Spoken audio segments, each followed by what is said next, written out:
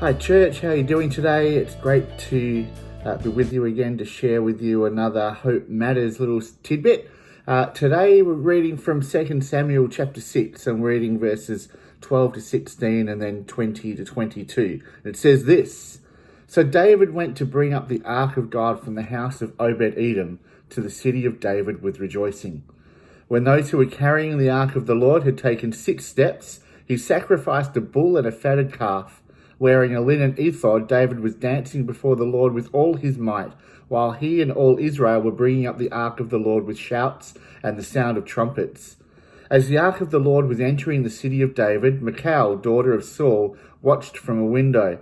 And when she saw King David leaping and dancing before the Lord, she despised him in her heart. Skipping to verse 20. When David returned home to bless his household, Michal, daughter of Saul, came out to meet him and said, "How the king of Israel has distinguished himself today, going around half naked in full view of the slave girls of his servants, as any vulgar fellow would." David said to Michal, "It was before the Lord who chose me rather than your father or anyone else from his house when he appointed me ruler over the Lord's people Israel. I will celebrate before my Lord. I will even become more undignified than this, and I will be humiliated in my own eyes, but by these slave girls you spoke of, I will be held in honor." Now, I've read this story before. I recently read this as part of my devotions. It was listed in Nicky Gumbel's Bible in 1 Year devotionals. And whenever I read or listen to the Bible, I'm always looking for something, generally a verse or an idea for God to speak to me from. And so as I was listening to this account, one line stood out from me, and it was from verse 16. It said this: "As the ark of the Lord was entering the city of David, Michal watched from a window." You know, it's really easy to be a watcher, right? You know, if I speak personally, I have had an outstanding career as an AFL spectator. I've got a great list of achievements too. I've watched 10 grand finals live. I've attended 2 state games. I've attended hundreds of games in every state and every territory of Australia. I've predicted many victories. My list of accolades goes on and on. Because from the grandstand, it's simple to see what the coach should be doing and what the players should be doing, and especially what the umpires should be doing. And I don't know that there's phones and there's earpieces that some of those people use in the game. And I think if I could just tap in and offer some advice to them, then the game would be far improved as a result. But it's easy for me because I've never had to put those thoughts to the test. I've never had to pick a team. I've never had to take a kick. I've never had to pay a decision. I've never had to be the subject of public scrutiny. You know, it's easy to be a critic when you're just a watcher. And this is exactly where Michal found herself. David was dancing before the Lord, and she was watching from a window. And as she did, she despised David in her heart.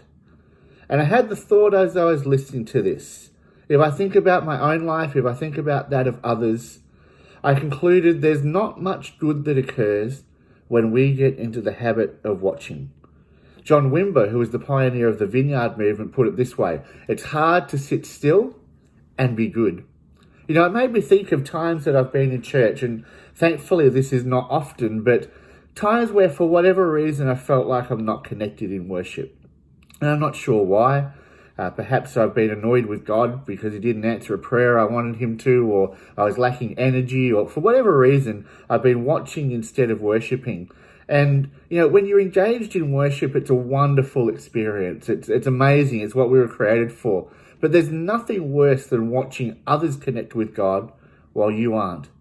And the only way to make yourself feel better when you're in that situation is to start criticizing. You know, criticizing the band because, you know, we always play wrong chords, or criticizing other people who are being far too passionate about worship that day. And this is exactly where Michal was in this story. The Ark of the Covenant was the presence of God. She was literally touching distance away from where God was. And instead of joining in the celebration, she became a spectator. And one of the things I've observed is it's not long from when you become a spectator to becoming a cynic. And it's not far from being a cynic to becoming a critic.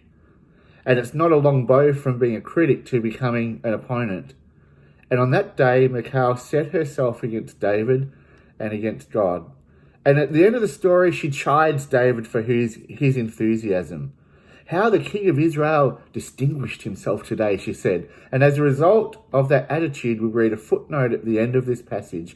In verse 23, it says, "And Michal, daughter of Saul, had no children to the day of her death." You know, in this period of COVID restrictions, it's really easy to become a watcher. It's really easy to become a spectator. It's easy to just watch church online, sitting on our couch, and for that to be our only expression of church for the week. It's easy for us to lose a sense of service because we're not meeting together, and so the jobs that we would ordinarily do to put together a service on a Sunday or some of our other activities aren't required anymore. And maybe there's some practical aspects of that are true, that some of us have been forced into watching when we'd rather be participating. But what I want to say today is to not take the attitude of a watcher. Instead, we need to guard our heart. We need to stay involved, stay passionate, stay consecrated. We need to find ways that we can participate and encourage and serve. We need to be certain to maintain our devotion and our connection and our commitment. And it looks like it might be a little while yet before we can meet together. But let's make the decision for ourselves and for each other at this time that we're coming out of lockdown strong. We're not just barely hanging on to our faith, but we're ready for the next season to step into everything that God has ahead of us and for us. And that happens when we make a decision in this season, not just to be watchers, but to be participators.